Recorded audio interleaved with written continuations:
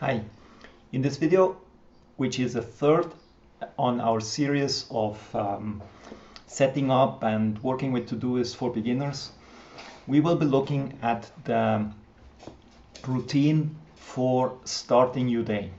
So we looked in the first video, we looked at how to set up Todoist.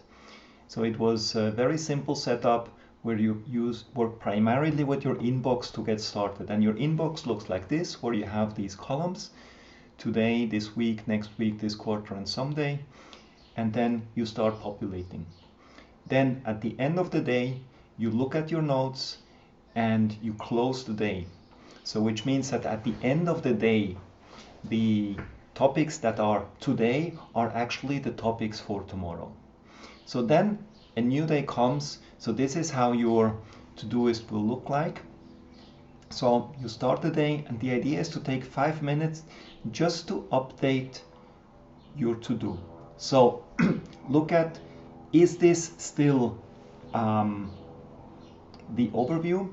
Have any new tasks come up? For example, you say something new came up today. So my wife asked me something. So this is check mail from my sister, or actually it's something I would say answer email from my sister. This is something that needs to be done today, so I will do it today, and I will already give it a priority. It's not priority 1, but it is priority 2. Then you can also, if overnight or at some point something else came up, so you look at it, you have any notes you have, and you may add just whatever it is. Look again for your week to say, okay, maybe you already have an idea when I will publish this week. So I say this needs to be done by Friday. Friday I'm gonna do this.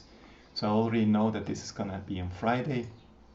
And buying gas, it's gonna be on, it's actually, I'm gonna do this weekend.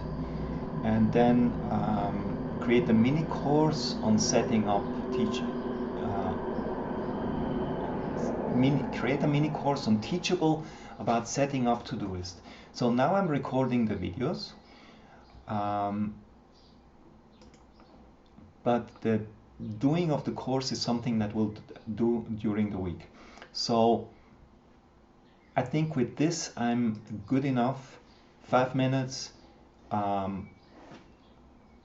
and I can look at my day and say, okay, what's the most important thing for today, which is publish the new blog post, then brainstorm topics for next videos, then I need to answer my sister, and then want to test Bear, and maybe some other task comes up.